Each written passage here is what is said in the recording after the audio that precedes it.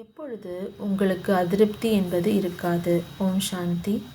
நீங்கள் உணர்ந்துள்ளீர்களா எவ்வளவு பாக்கியமாக நீங்கள் இருக்கின்றீர்கள் என்று? அல்லது சில நேரங்களில் தான் உணர்கின்றீர்களா? நீங்கள் சதா இந்த போதையில் இருக்கின்றீர்களா? எப்பொழுது உலகில் உள்ள மக்கள் உங்களை பார்த்தாலும் என்ன அவர்கள் கேட்பார்கள்? நீங்கள் என்ன பெற்றிருக்கின்றீர்கள் என்று கேட்பார்கள். உங்களது பதில் என்னவாக இருக்கும்? நாங்கள் அனைத்தையுமே அடைந்து விட்டோம் என்பதாகும். அடைந்து விட்டீர்களா? ஆனால் அடைந்து விட்டீர்கள் என்றால் கையை உயர்த்துங்கள். அடைந்து விட்டீர்களா? அச்சா, அடைந்து விட்டீர்கள் தானே. இப்பொழுது இந்த ஆன்மீக போதையுடன் நீங்கள் சொல்கின்றீர்கள் எங்களுக்கு எதுவுமே குறைவு இல்லை என்று. அப்படி உங்களுக்கு இந்த போதை இருக்கிறது தானே.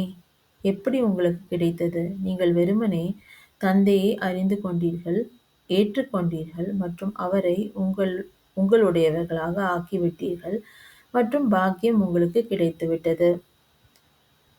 எவ்வளவுக்கு எவ்வளவு இந்த விழிப்புணர்வில், அதாவது பாக்கியத்தின் விழிப்புணர்வில் இருக்கின்றீர்களோ அப்பொழுது நீங்கள் மிகவும் முகமலர்ச்சியுடன் இருப்பீர்கள்.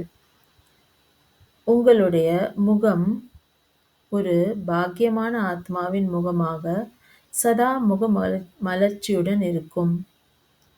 அது அப்படி இல்லை, சதாவாக இருக்க வேண்டும். உங்கள் பார்வை, உள்ளுணர்வு மற்றும் காரியம், அப்படிப்பட்ட ஆத்மாக்களின் உள்ளுணர்வு, பார்வை மற்றும் காரியம் சதா திருப்தியாக இருக்கும் மற்றும் அனைவரையும் திருப்திப்படுத்துவதாக இருக்கும். நீங்கள் அப்படிப்பட்ட திருப்தியால் போதையுடன் இருக்கின்றீர்களா?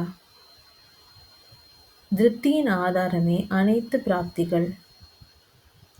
அதிருப்தியோ பிராப்தியில் குறைவாக இருந்தால் வருகின்றது. நீங்கள் என்ன அனுபவம் செய்கின்றீர்கள்? ஏதாவது குறை இருக்கின்றதா அல்லது அனைத்தையுமே அடைந்து விட்டீர்களா? உங்களது பிராப்திகளின் மீது உங்களுக்கு போதை இருக்கின்றதா? சதா காலமுமா அல்லது சில நேரங்களில் மட்டும்தானா? ஆனால் நீங்களோ சொல்கின்றீர்கள் நீங்கள் அனைத்தையுமே எது வேண்டுமோ அதை அடைந்து விட்டோம் என்று. எங்கே அனைத்து பிராப்திகளையும் அடைந்து விட்டீர்கள் என்றால் அங்கே அதிருப்திக்கான வேலையே இல்லை.